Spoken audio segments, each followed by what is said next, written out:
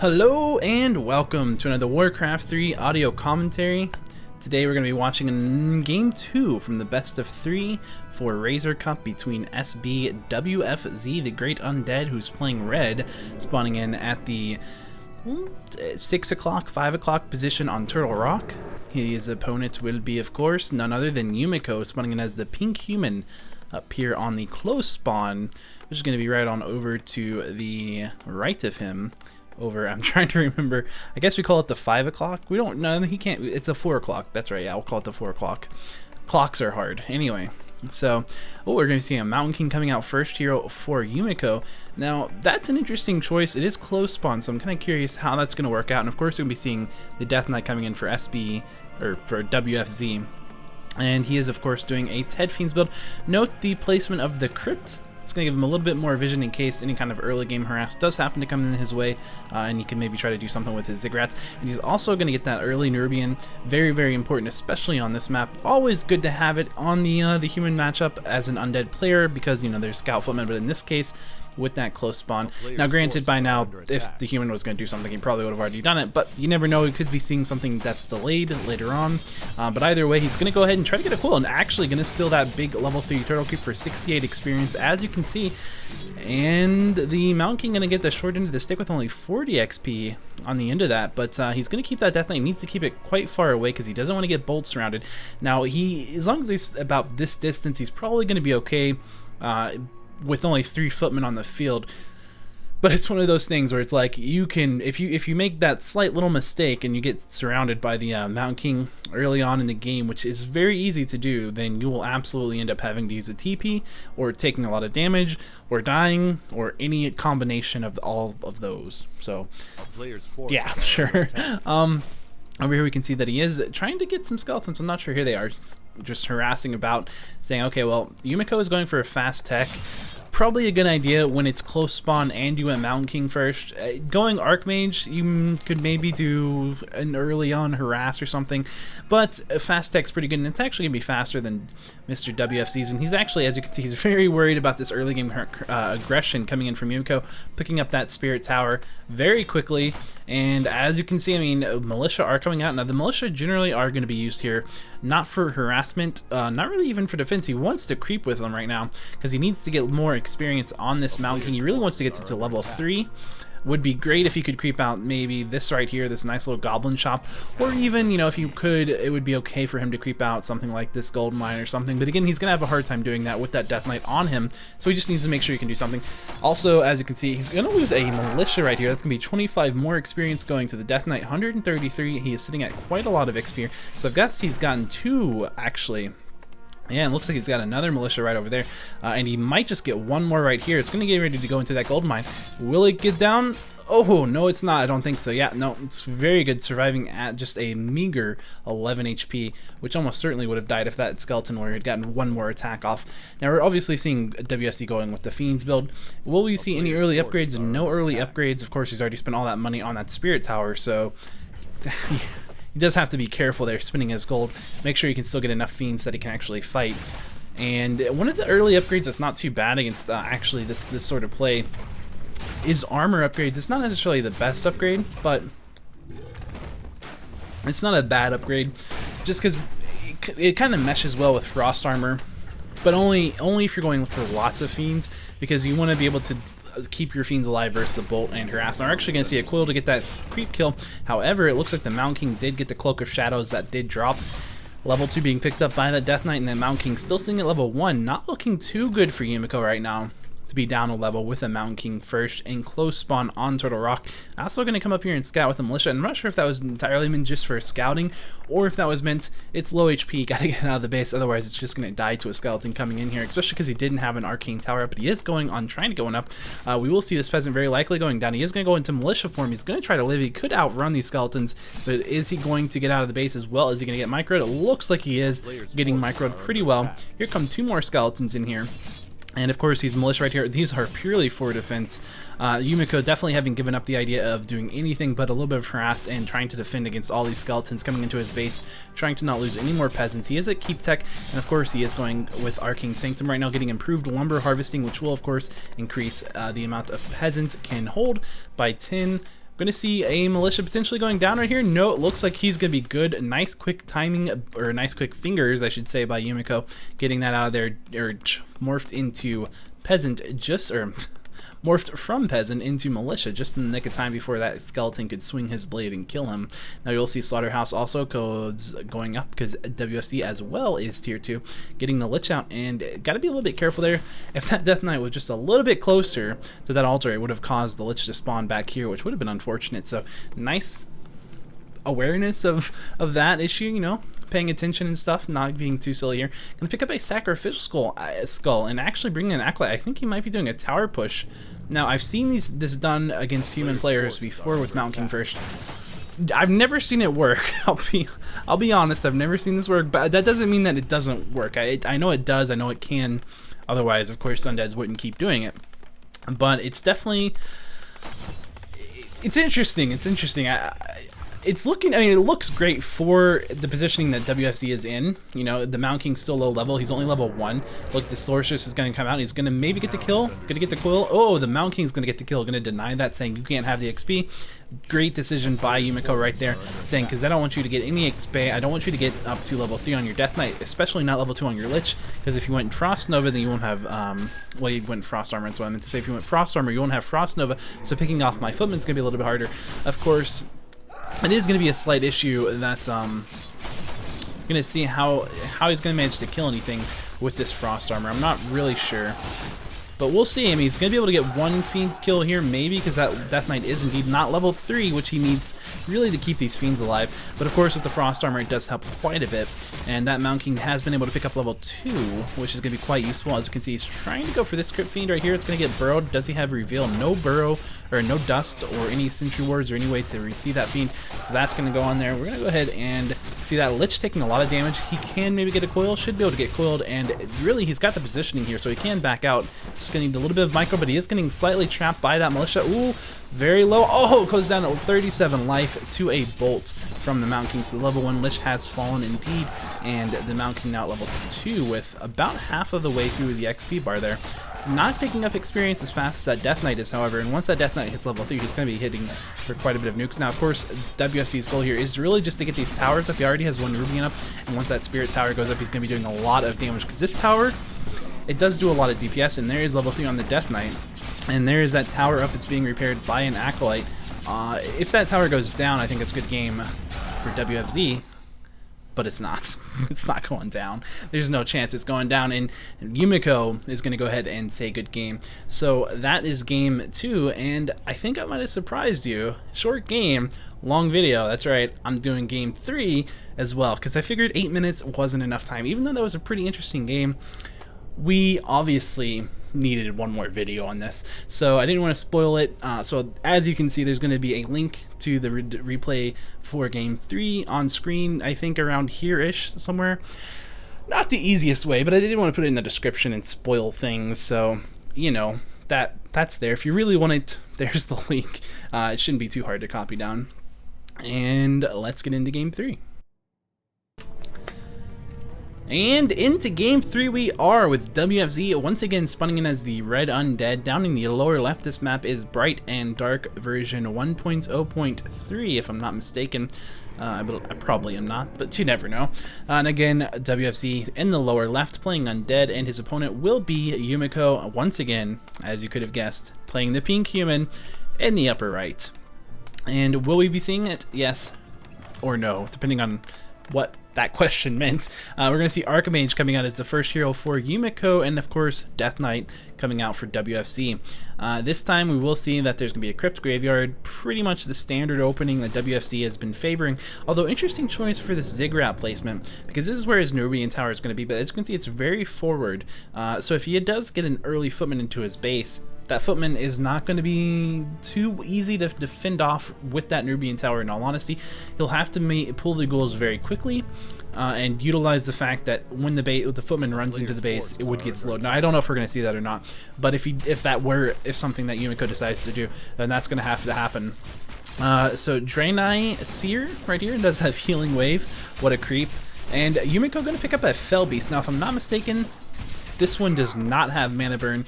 I could, but it doesn't have a mana bar, and I'm not super familiar with all the creeps that you can buy on this map, so forgive me if I'm wrong there, but I don't think it does. But it does have chaos damage, which means it hurts, and it's got 390 HP with 1 heavy armor, so it's reasonably tanky. Well, tanky reasonably, right? I mean, if you look over at a ghoul, it's got 340 HP with no armor, so it's a reasonable item, or a reasonable unit. But we'll see if it does have a mana burn. It'll be burning by now, so it doesn't have a mana burn. Although you definitely know that certain fel beasts do have that mana burn. It makes them very scary. But I think they're like level 3 or something, maybe 5 even. I'm not sure. And this one's what, level 1? Or no, this one's level 3. So I guess it would be level 5, maybe 4. Definitely not 6. But anyway, as you can see, lovely scenery on this map. Really lovely scenery. Anyway, over here at Yumiko's base, you can see a couple skeletons coming in, scouting, saying what's going on. Is it a fast tech? Is it an expansion? It looks like an expansion right now. And that's really going to help WFC decide what do I need to know about the game. And actually, great kill on that little critter. I guess it was a little dune worm. He needs the skeletons. So you couldn't really even see it. He just did it through just by HP bar, which is kind of cool. And down here, we'll see, is he attacking? Yes, he is. He's got 4 ghouls, actually.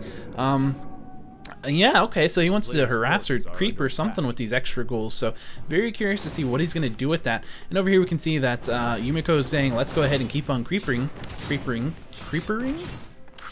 yeah.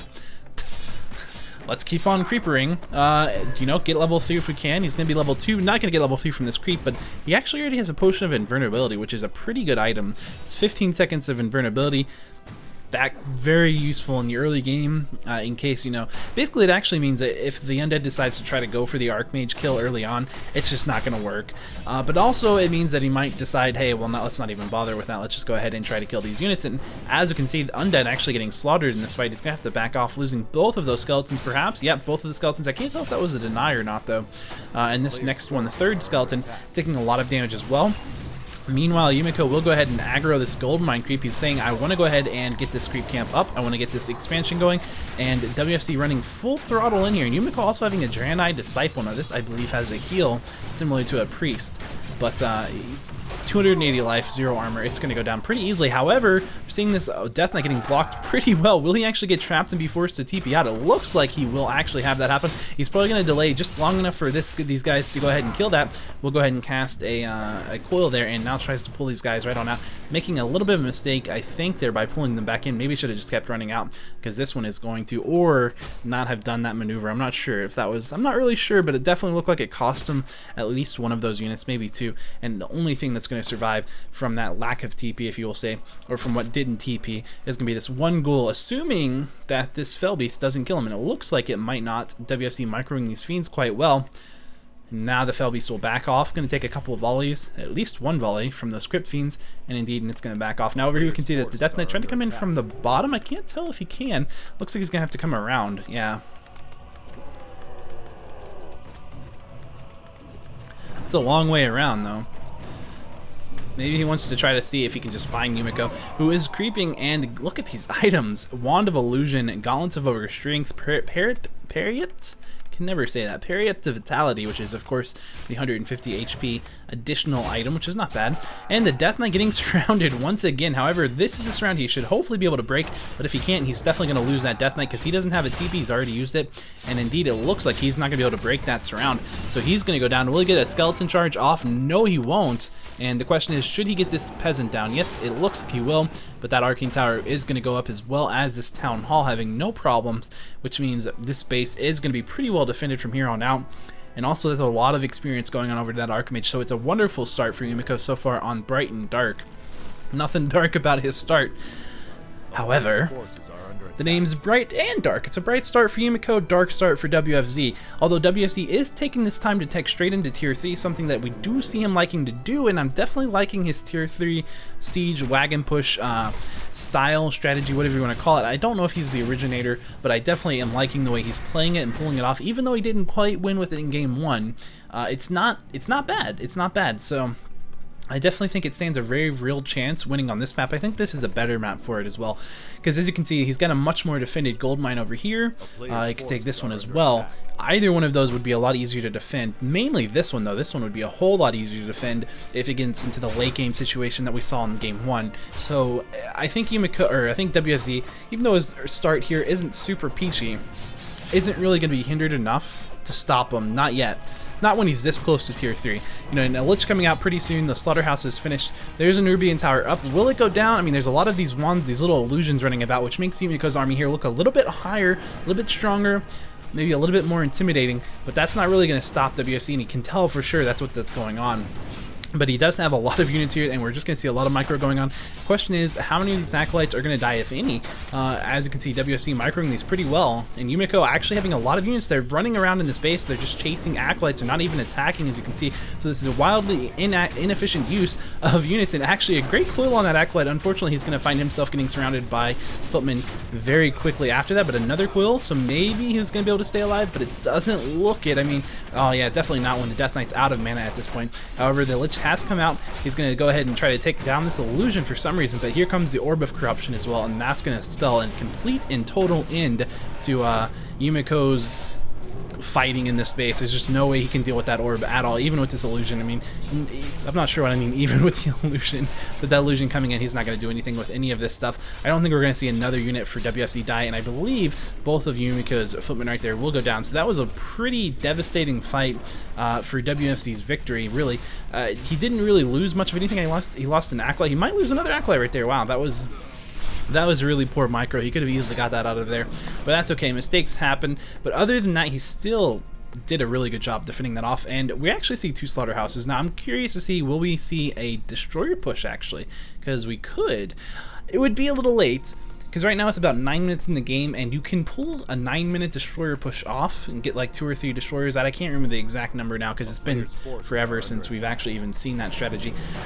Generally, you have to play like a ghoul build, you have to get fast tech, and you have to have the statues pumping out, and there's very specific timings you have to do that, but you know, you can get the 10-minute destro push as well, which isn't that bad. Now he's got to be careful with this Lich. If he gets crit by that direwolf one more time, it would have went down, so he needs to really not have that happen. Of course, you can see over here Yumiko does have an illusioned Archmage, just giving some scouting information to him, and we're going to see him picking up a Goblin Zeppelin as well as another Draenei Disciple, a Voidwalker, and the Fell Beast right there, and in that Zeppelin, going to be nice and useful for him. And this is a keep actually. He's decided once again to tech out his expansion, and you can see why. This is 1,200 gold in this gold mine, and this one has 10,000, so actually we can't see why. I'm not sure why he would choose to do that. This seems like the better place to do that from actually, but maybe he decides this is a more defensible position. I'm not really sure what he's thinking actually, but anyway, so down here you can see that Yumiko in Zeppelin, he's definitely looking to come in here and get some harass off, and since there's no spirit towers, this could go really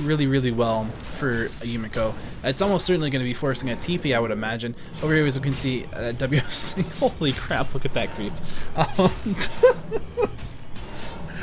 Sorry. Yeah, so WFC is going to have to definitely TP back, because otherwise he's going to lose his gold mine or his acolytes or something.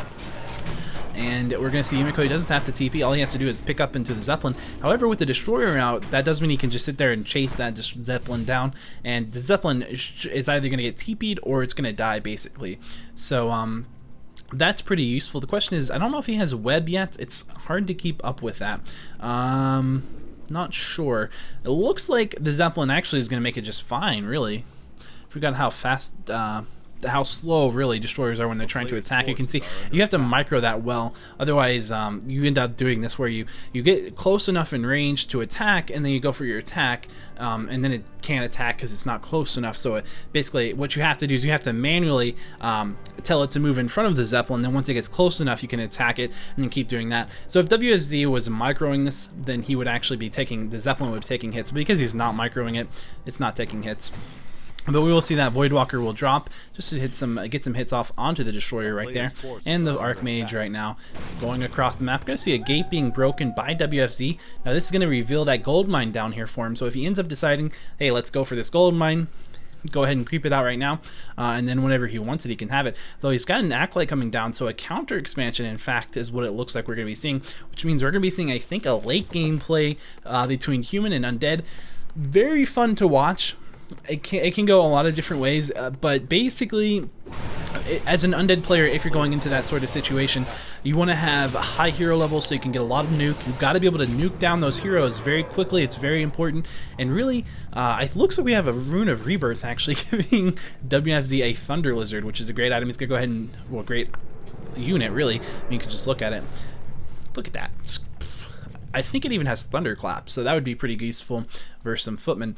But of course, we're going to get that necropolis going down, the haunted golden mine going down, and he probably will put up a couple towers there. Meanwhile, we can see Yumiko with his Spellbreakers. Now, in this situation, Yumiko actually doesn't really want Spellbreakers. He didn't go with the Mountain King first. He might have it second. He's got it second. You can do Spellbreaker Priest with this. It's okay, but it's not really ideal if the Undead decides to say, hey, let's put up a very quick counter expansion like what we're seeing WFZ do. In this situation, the human is better served going into Tier 3 and teching in. So Yumiko is working on doing that, but of course he didn't have a choice. He really had to throw down Double Sanctum, and he had to get out at least some Spellbreakers just in case. And we're seeing Yumiko with 3 workshops. Now the question is he going to make any tanks at all? Or is he going straight into flying machine production? Maybe he'll even use mortars. There's a lot of things that open up actually when you end up in this sort of situation. What the? Okay, so that I see. That teleports you. This gate apparently teleports you right here. Very interesting? Sure. Anyway, so he's fighting a Doom Guard and a Rune of Speed. Ooh, increases movement speed of units. Pretty nice. Getting a lot of XP, and what kind of items? Ooh, a Potion of Restoration. That's a great item. As you can see, 500 hit points, 200 mana. Basically, it's like one of these, except not quite as good, but both of them at the same time, so it's kind of better. So it's really cool. And not really too much else. Ooh, well, never mind. He's got some Talisman of the Wilds.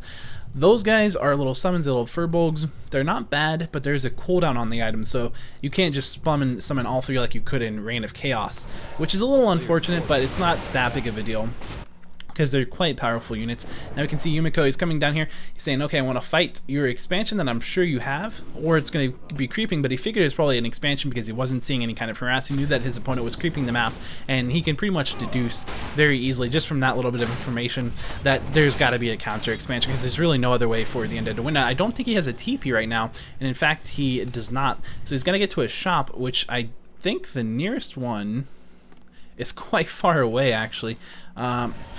Yeah, there's really he can't really do anything. He looks like he might even decide to come push this base, and yeah, we're seeing tanks coming out. So Yumiko is going to play one of these strategies where he's not even going to try to fight for the most part. He's just going to try to deal with the base of the opponent rather than the army. Now, like I said, these starting gold mines actually have a lot of gold in them. So as you can see, 9,300, some 9,400 gold left in the starting gold mines. It means that it's a little bit harder to play tanks. It is just because when there's that much gold in the gold mines, the undead can hold out a lot longer. And your goal really when you're playing tanks isn't necessarily just to kill all the buildings, but to get map control, to make it so that your opponent can't get expansions and so that you can get additional expansions. And so the idea is that you're bleeding the undead out, right? And like I said, so you can counter that as an undead player, and we've seen it now. Meat wagons, of course, frenzy ghouls, towers, expansions. You know, you can do this sort of thing, and it does work against tanks. It's very difficult to play, but you can do it, and we're seeing it more and more now. You know, against tank styles, we see that kind of response where meat wagons and base, frenzy ghouls and base. And we've always kind of seen that, but the way we see it played now is a little bit differently.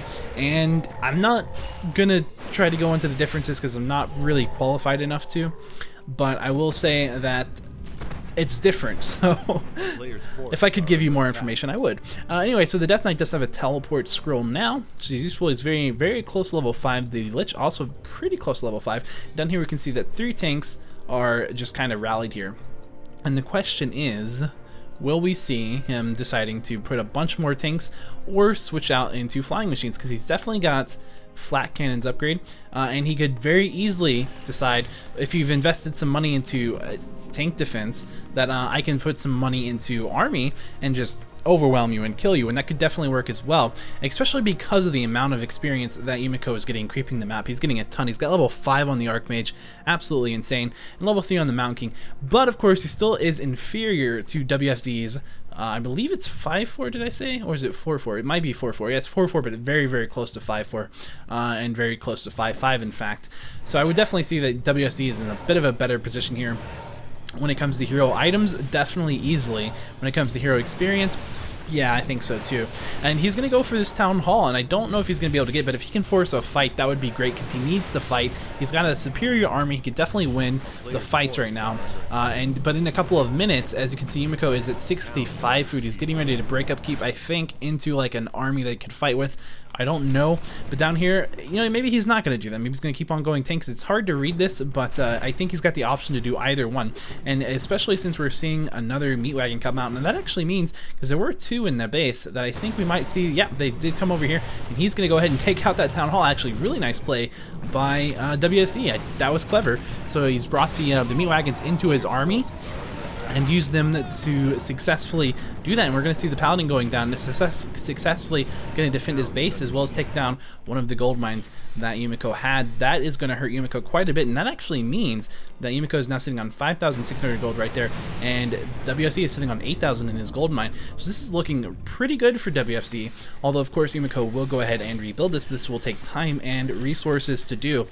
Worth it, yes, but it's not a good situation that Yumiko really wanted to be in. Gonna see this Furbolg coming out here to scout a little bit. I don't know if he's gonna be able to do much harass. They don't really survive much in the tower range, but he's already got a destroyer over here for scouting, so I don't really know what he's using it for. Here comes some more tanks. The ghouls unfortunately turning against the graveyard for some reason. Probably a misclick. Hopefully that gets caught, because he could really use those attacking these tanks right now. That would be really helpful. He could also be using some repairs on the Zigrats and stuff. Looks like he's finally going to go do that. Of course, you can see these meat wagons in the back. They're going to do a pretty decent chunk of damage every time they land a hit onto the siege engines. As you can see, those are 3 upgraded tanks, 0 upgraded meat wagons, so it's going to not be as much as they could, but still, we're going to see one of those Zigrats going down. That's going to be all that those tanks are going to get, that final Zigrat. This one's definitely not going to go down, as both those tanks do end up dying. And this is a really nice Watcher Ward, actually. Let's look from Yumiko's position. Look how much vision this gives. Now, it's not a whole lot, but the idea is that it gives you a really nice key position, because this is like, if the undead runs by, like this right here, he's going to know, and he does know, and it's because of that Watcher Ward, so that's pretty useful information. And meanwhile, he says, okay, I can engage this creep, maybe. I mean, he is going for it, but he's not really fully going for it. I'm not sure what's going on there. I guess he wants to maybe just give all the experience to the Paladin, which is fine. And this Elder Voidwalker, it's not super big of a threat when it's being tanked by a water elemental. And over here we can see that Yumiko is, this is a castle, so it's got a lot of life. As you can see, 3,000 life with level 2 masonry upgrade. Gives it, you know, of course, 7 armor. Up here we can see that the town hall has been rebuilt, so he's still getting resources once again from 2 gold mines, but he's gonna have to now defend this somehow. Gonna see a knight going down to some nukes. We caught the tail end of it, and the question is, will this castle go down? Now the question is really, I guess, how many peasants are here? There's not a whole lot, and those could get nuked down pretty easily. So Yumiko's gonna have to fight this pretty soon. Does he have level 3 on that Paladin yet? No, but he does have level 2, which means he has Divine Shield, which means he can at least stay alive pretty decently well if he should get nuked down or something. And this castle actually taking a lot of damage, and that's why Yumiko says, okay, it's time to come in to fight. And we're gonna go ahead and see a coil on that Crypt Fiend that has been bolted, actually gonna be able to get that coil out of the position. And that Thunder Lizard, what a great thunderclap right there, as you can see, affecting a bunch of units. Gonna see the Mountain King in a whole lot of trouble as well. He's gonna get Staff of Sanctuary on over to the castle, and he is gonna get eaten and killed, eaten by the Destroyer, so the Destroyer ended up getting a little bit of magic from that as well. And we're going to see a knight going down. There are some flying machines that do have flat cannons, and there are 3 upgrades, which is pretty good versus the 1-0 destroyers. But again, he's going to have to really, doesn't have a whole lot of them. Going to see that Lich at level 5 taking a lot of damage. Going to get Holy Lighted Nuke as well, but level 3 Paladin here. But it's not going to be enough to really do too much damage. And the Lich does have a Potion of Lesser Invulnerability as well.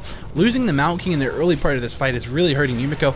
It's not putting Yumiko out of the fight yet, just because of the sheer size of his army and the upgrade advantage, but it definitely is hurting him. Now we're just gonna go ahead and see that it's really coming down to who micros this better and who gets, if really running out of mana, which we can see WFZ has done, but he will pop a potion that gives him a lot of mana on his Death Knight, although he is now getting focused down by these Spellbreakers, which is hurting his mana and his life. But he does still have that Potion of Restoration, which is 500 hit points and 200 mana. He could pass it to his Lich if he wanted to for more mana there, or what's he gonna do? I don't know. Go for the altar? Yeah.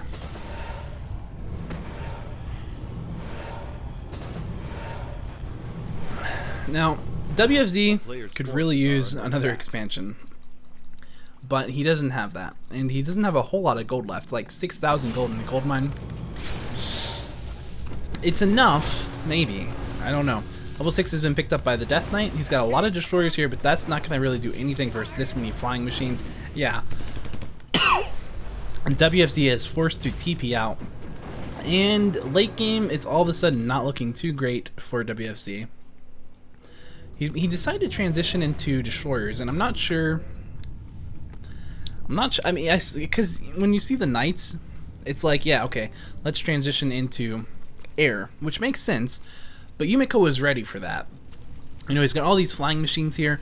He's ready to deal with mass destroyer very easily. He's got 3 workshops. He can bump these guys out so quickly. I mean, just unbelievably quickly. And he's got more gold, so he can afford to be, you know, inefficient. Better upgrades. And he's catching up in hero levels, which is not good.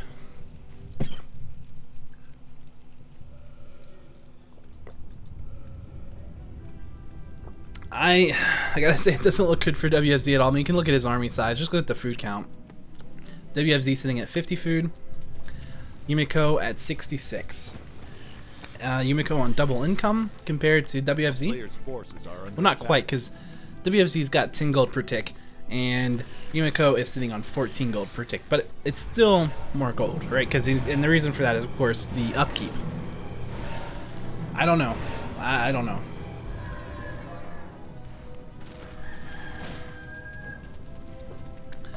Looks like we might be seeing a push from Yumiko into WFZ's fight, into WC's base, and he's going to put down some ivory towers. That means that he wants to take this as a siege. He wants to really say, okay, I'm going to plant myself down here. You're going to have to fight me. I've got these flying machines that you don't want to fight. I don't know. With 3-3 on the Mountain King and the Paladin, it's going to be really hard to get any hero kills, and these destroyers are just going to melt if they actually fight this. He's going to have to really kite all the way back. As you can see, he's getting some abominations out to deal with the Spellbreakers, which is a good counter switch. Unfortunately, it just takes... I think it took too long. I think he shouldn't have invested so heavily in those destroyers. And if he can just get these abominations out, he might be able to win this fight. And then deal with the towers back there. But that Death Knight is taking so much damage, he's going to TP, although he could have just popped that Potion of Healing, but I think the reason he did that is because this position was just terrible, but he's not really in a much better position now either. That might have been a panic TP even. I don't see this as a better position. I mean, it's better, but it's not a whole lot better. I don't know if there really is a good position to be fighting in this situation. As you can see, I mean, he could still win this fight, he could, but it's really not looking great. If you could just get some more efficiency attacking with these abominations on these Spellbreakers, but they're so fat, and there's so little space for them to maneuver around in here. But keep getting back into the further back into the WFC's base he goes, the better his chances. But since Yumiko is really keeping up with his whole army and doing a good job of that, it's not looking too good. Although that Mountain King is getting fairly low, going to get Holy Lighted though. Will he be able, if he can kill that, that'd be great. But it could probably get staffed out. Yeah, with Staff of Sanctuary. So I don't know if he's going to get a kill. Oh, he's going to pop a Potion of Invulnerability? Lesser Invulnerability? Yeah. No, Potion of Invulnerability, 15 seconds on it. So that's a great long potion. Yeah, this is looking better and better for Yumiko the longer it goes. But he does have these abominations. But unfortunately now he's trapped by these water elementals. Really good micro from Yumiko, just seeing that there was a position, an opportunity here to kind of surround and trap all of WFC's army into this little hole. And which would have been good for, you know, Yumiko or for WFC if it had just been certain units from Yumiko's army. But yeah, we're gonna see this going down. Maybe this Paladin gonna go down. No, he's gonna go ahead and pop Divine Shield. Gonna cast Holy Light on one of those Spellbreakers. None of these units for Yumiko are dying, and there's just these guys over here, these flying machines taking down Ziggurat after Ziggurat, looking worse and worse for WFC as this game progresses. Could be the end. Oh, no, he's going to get that Death Pack off on an Abomination. Full heal the Death Knight. He's got to be really careful. If he loses that, it's definitely over. But at this point, he's lost so much. He does at least have one Spirit Tower. He still has 3,000 gold in the gold mine. But I don't see him being able to keep the Spirit Tower alive. He's going to try to repair it, as you can see. But there's all these level 3 water elementals. Oh, this is just not looking too good. He's actually going to keep it alive, the Spirit Tower. But now the Death Knight got trapped, and the Lich was about to die, and that was good game. So it's still a pretty good game. I hope you guys enjoyed games 2 and 3. Sorry about the delay. Life happened. I don't know. I was going to do it yesterday, but then I ended up helping my mom with something all day, so didn't really get to do that. But yeah, so it's up one day late, but I'm kind of still on schedule since I said game 3 would be up today. And I mean, I'm assuming that this actually gets uploaded on time. I'm gonna upload it as soon as I can, and it'll probably still take like all afternoon and night to get it up. But we'll see. We'll see. I'm hoping it's on schedule. If it gets released Well, yeah, it should be. I'm hoping. Internet's been playing nice the past week, so hopefully. So yeah, that's pretty much the games. And again, I hope you enjoyed them. If you didn't catch game 1, which you should have, you just click a little link right here. It should be an annotation up that takes you back to game 1, and you should watch that because it was pretty good, I think. Some people may disagree. And that's games, the whole series. That's all of this. There is more games from RazerCup we might be doing. We might be doing some other games tomorrow. I don't know because tomorrow's the 3rd of July and there's the 4th of July. So there's some holiday preparation and stuff for that. But I'm going to try to get... I've got plans right now. The way it looks, I should be able to get 2 more games up, one over the course of the next 2 days. We'll see. It might happen, it might not. But...